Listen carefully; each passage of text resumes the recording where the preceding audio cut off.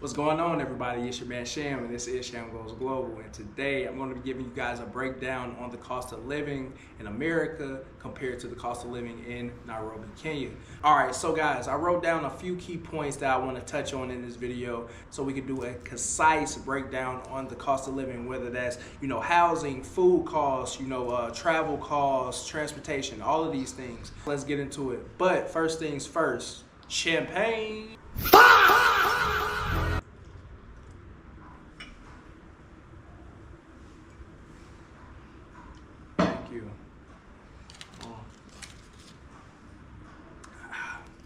So, first things first on this list, we have the quality of life, right? So, here, you're paying for the quality of life. Now, $1,000 a month can get you a nice place. You can get, good transportation. You can get, good food.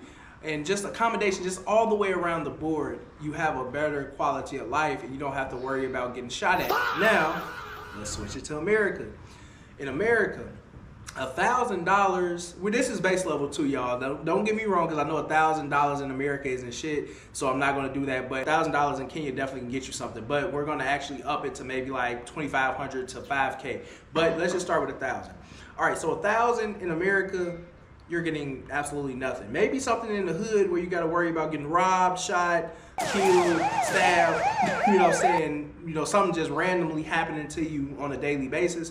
For that $1,000, right? Now, if we up it to $2,000 in Kenya, you're going to be living fairly well. If you want to get a spot in, a nice area, maybe that might be Kilimani if we're talking about Nairobi, Kileleshwa, Westlands, you definitely can get just the apartment alone anywhere from maybe $500 to $1,000. Just depending. And you'll have that extra $1,000 to spend on, transportation, entertainment, just like going out, having fun, whatever it might be. You have the ability to do that in Kenya. Now, $2,000 in America, now this is where you get into a place where you can afford your rent, maybe, $1,200 to $1,500, but you're not going to be able to really survive without a second job, because that $1,200 to $1,500 rent, now you have car payments that might be $300 to $500. Now your entire check for the month is gone, right? So you kind of got to look at it like that. So basically that's what $2,000 a month can get you. Now moving on to $3,000. So that's how I'm breaking it down. If you guys haven't noticed yet, I'm doing $1,000, $2,000, $3,000, $4,000, $5,000. We're basically on the end there, right? With $3,000 a month, you're starting to live very, very, very good in Kenya. Now, $3,000, you definitely can get that nice place in those high posh luxury areas for, like I said, $500 to, $1,000, $1,500 a month, and you'll have a lot left over, maybe $1,500 left over. And with that $1,500, you can do basically everything I just stated when you had $2,000, but in more mass. Now, with $3,000 in America, yeah, okay, cool. This is where you start to kind of have a little bit more leeway, but you still have to watch it. You have to budget, because that rent, that's that $1,500 a month, that's half your entire check for the month. Now you have to worry about groceries. You have to worry about car insurance, life insurance. You have to worry about transportation, gas, you know what I'm saying? All of these things. And then don't mention if you want to go out, your entire check gone for the month. All right. Now, moving on to 4K. 4K in Kenya, you're living absolutely good. 4K, man, I'm telling you, 4K is actually the goal for me personally. This is what I would want to make if I was to live out here full time, because you have your rent paid up, you have basically all your essential needs met. You could really be balling out of control if you wanted to. You could take, little mini vacations to different countries, whether that be, Tanzania, South Africa, just different places on the continent.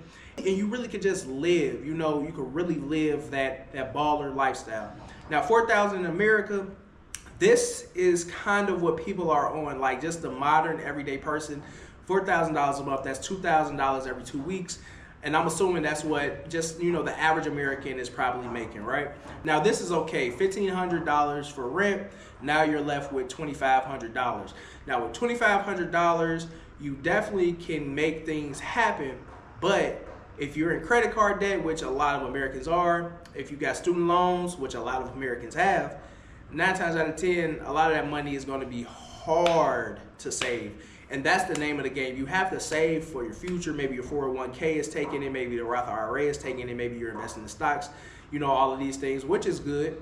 But you don't really have that disposable income that you would really like to feel comfortable enough to really do what you want in life. So that's kind of what that is. Now, when it comes to 5K, we're gonna move to 5K really quick. And 5K, just like I said, 4K, it definitely have you straight in Kenya, but 5,000, pizza.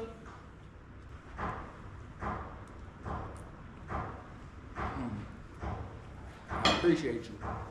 $5,000 in Kenya, it gets you everything that you want: housing, transportation, lifestyle, clubbing, travel, like all these things for $5,000.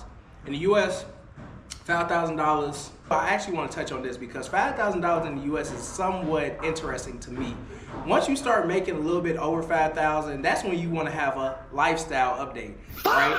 Now, instead of that $1,500 apartment, a lot of times people, oh, I'm finna go ahead and get this $2,500 penthouse or whatever it is. And now half your check is going just on housing. And y'all know I'm right, because y'all all want to flex for the gram. Y'all all want to live above your means and act like, you know what I'm saying, you're just this popping, whatever, blah, blah, blah. Now, we all know this to be true. So we're just gonna go off the facts. Now that $5,000, that $2,500 just off of rent, it's gone. Now you have $2,500 for the month. Now $2,500 you can definitely make stretch, you know, if you're paying groceries, if you're paying transportation, gas, a car note, all of these things. But you have nothing left over to save. Now, I haven't even been mentioning the savings that you could be making in Kenya. You really don't have to be in the luxury side of Nairobi, you know, for that 500 to 1,000. Even me, I have a place that's like $250 a month. Just imagine all the money that you could be saving to really just live on the minimum in Kenya. And then you're actually making that income at the same time in America, to where you can actually be saving and your money can be growing for you, so you won't have to work until you're goddamn 80 years old. And shout out to everybody that's older watching my channel, because I know some of y'all are in your 50s, 60s, and you know what I'm saying, older ages, even 70s and 80s. But I just want to say, you know, for the younger viewers, you don't have to follow what was laid out for you. You can actually, you know, find different ways to make income. And I'm also here to help, man. Make sure y'all check out my Patreon at patreon.com/hamgoesglobal, because I give you guys tips and tricks on how you can possibly make a passive income while living abroad. So y'all definitely check that out. But I'm not going to make this video too long. And I will definitely be doing a part 2 to this, because I really just touched on one talking point. So I have multiple talking points. But let me know if this is something that you guys want to see, and I'll definitely be bringing it to you. I appreciate you guys for watching all the way to the end. Make sure you like, comment, subscribe. And until the next one, I'm going to see y'all.